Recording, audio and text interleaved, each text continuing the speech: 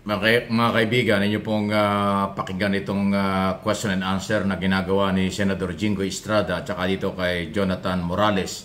Ito po yung pagpapatuloy na investigasyon ng komite ni Senador Bato de la Rosa tungkol ho dyan sa isyu ng lumabas na mga dokumento umano pero hindi naman pinaniwalaan ng iba at saka yung kredibilidad nito si Morales na nagdidiin kay Pangulong Marcos na ginamit po ng mga anti-Marcos para sirain ang ating pamahalaan. Tingnan itong mga question and answer at mga sagot niya. Ultimo yung kung kailan siya na-dismiss, kung ano-ano, hindi niya may paliwanag na mabuti. So, ito po. Wala na ako sa PIDEA. Kinasuhan pa ako. Kinasuhan pa ako eh. Talagang, meron talagang dumidiin sa akin, Your Honor. Ito lang, November 30, March, sinarban ako ng 2 warrant. Hindi ko nga alam na may kaso ako eh. Naandyan yung complainant, Your Honor, nandito sa sa harap ninyo, si Atty. Del Valle. Pinailan ako ng violation ng Section 91 and 92. Kahit wala siyang personal knowledge doon sa commission ng offense, tumayo sa complainant. Bakit? Anong sabi niya sa akin? Sorry, napag-utusan lang ako ni Gerald Cacdac. Sino ba si Gerald Cacdac? Ito ay tao. Siyang nilagay ni Secretary Ochoa doon sa PIDEA after ni Gerald Gutierrez. Na noon po, Your Honor, hindi ko po iniisip kung sino-sino ito man nasa likod na ito. Kung sino pumipintaon sa akin. Ngayon, naisip ko na lamang, Your Honor. Okay. Let's focus on this particular issue muna. Huwag tayo pumunta sa iba. So, kinumpirma mo ba na talagang God? Admitted to the PNP. Yes, Your Honor. Yes, Your Honor. You were dropped from the PNP role on 1994, the same month. Na-restore. Hindi po ako, hindi po ako familiar to sa date. Kung itatanungin niyo po sa akin yung exact date, wala po sa akin yung eksaktong dokumento. Hindi mo alam kung kailan ka natanggal sa serbisyo? Your Honor, yung ganyang, hindi kailangan ko sa dokumento. Your Honor. Alam ko kung kailan ako nakulong eh. Yun po, Your Honor, sa inyo, Kung hindi mo alam kung kailan ka na-drop sa PNP? Totoo po. Kasi, kung pagbabasihan po natin ang dokumento, Your Honor, ang pagsagot kahit saan mang pleading, Your Honor, bumabase ako doon sa dokumento, Your Honor. Hindi lahat ng pagkakataon, Your Honor, makakabisado ko yung mga dokumentong matagal nang nakalipas. Kung ano man yung pangyayari na matagal nang nakalipas, hindi lahat po yun makakabisado ko o maaalala ko. Depende po kung meron po akong reference na document, maaari ko po kayong masagot ng diretso, Your Honor. Alam mo, imposibleng hindi mo alam kung... Alam mo nga kung kailan ka na-admit sa PNP, hindi mo alam kung kailan ka na-dismiss. Your Honor, sandali lang. Alam mo na na-admit ka noong 1993, hindi mo alam kung kailan ka na-dismiss sa PNP. Your Honor, the following year na-dismiss ka na. Your Honor, yung sinasabi nyo drop, magkaiba po yung drop doon sa dismissal. Okay, you were dismissed a few months after, 1994 din.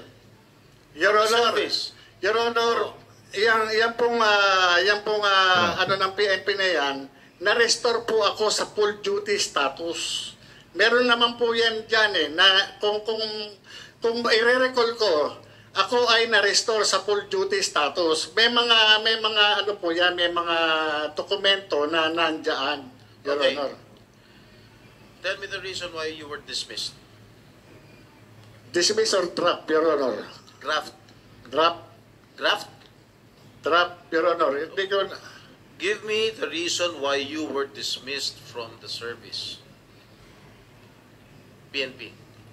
Nagkasakit po ako noon yan, Your Honor Yan yung naging basis ko noon. Your Honor, nagkaroon ng misappreciation of facts. Yan po yung naging ko doon sa PNP noon. Kaya nagkaroon ng restoration to full duty status. So, yung dismissal o dropping from role.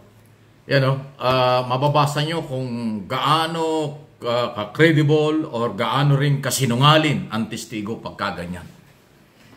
Alam nyo, pag ikaw ay nagtrabaho kahit sa ang company, kahit na ilang taon na nakakalipas, pag tinanggal ka o nag-resign ka, hindi mo makakalimutan yon.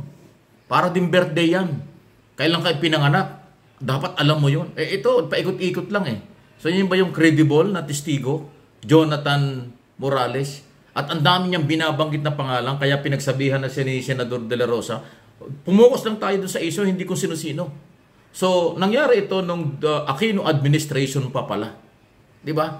So, talagang mahirap paniwalaan yung Morales na ito. Alam niya kung paano siraan si Pangulong Marcos. Alam niya kung paano siraan ang gobyernong ito. Pero kung kailan siya nagtrabaho at natanggal at na-dismiss or na nakabalik sa kung ano man trabaho niya, wala siyang matandaan na exactong date. Naghahanap siya ng dokumento. Pero yung kanyang mga pag-aakusa tungkol sa mga dokumentong di umano'y na-discover niya or spot report, ay alam niya ang date at kung kailan. Pati yung mga meeting sa Malacanang umano, pati yung mga taong nag-uutos sa kanya at pumipigil sa kanya, hindi niya nakakalimutan. Pero kung paano at bakit siya dinismiss, hindi niya alam. Hindi kung bakit siya dismiss, nagkasakit lang daw siya. Hindi rin malinaw eh. So, redundant po yung sagot. Pangalawa, halatang-halata mong nagpapaikot. Kaya kayong mga senador, please lang po, maging matalino kaya dyan sa inyong mga testigo. Maraming manggagamit po sa panahong ito. Alam mo, pag ikaw ay merong gustong sabihin, kahit kailan, kahit anong oras, pag totoo sinasabi mo, masasabi mo ng diretso, hindi yung paligoy-ligoy at paghahanap lang ng mga taong posibleng idamay mo. Ayan, daming idinadamay nitong si ano eh. Para itong kumakanta ng video parang lahat sinasakyan eh. Dinawi si Paquito Ochoa, may mga general pang binabit, pati si Kakda, lahat ang dami dinadawit na pangalan. Dami niya mga pangalang dinadamay doon sa kanyang pag-i-expose na matanggap na tama kanya sinasabi. Sinabi na nga ng PDEA, walang ganyan dokumento, dismissed police ka, dismissed na PDEA agent ka. Wala nga kredibilidad dyan. Kaya nga, di ba si Pangulong Marcos nang interviewin ka makalawa, tumawa lang. Walang comment kahit ano. Ang lakas ng tawa ng Pangulo. Tinawanan lang niya yung komite. Tinawanan lang yung isyong yan. Kasi alam niya, hindi naman totoo. Pero itong mga senador, ini-entertain. At ngayon, medyo magandang attendance. Nandun si, dati si De La Rosa, si De La Rosa lang nandyan, chairman. Ngayon, dumating doon si Bongo, dumating si Robin Padilla, Jingo Estrada, at saka si Mac Villar. Ayun. Pero mukhang kaya-kaya silang ang taas ng boses nung Morales eh. Parang kausap niya, mga pulis lang, yung mga agent lang eh. Samantalang mga senador yan. Hindi ko alam ba't yung mga senador pumapayag ng ganyan eh. Dapat kasi question and answer lang yan, hindi yung ang daming explanation, ang daming idinadawit na pangalan. Kawawa naman yung mga pangalan binabanggit.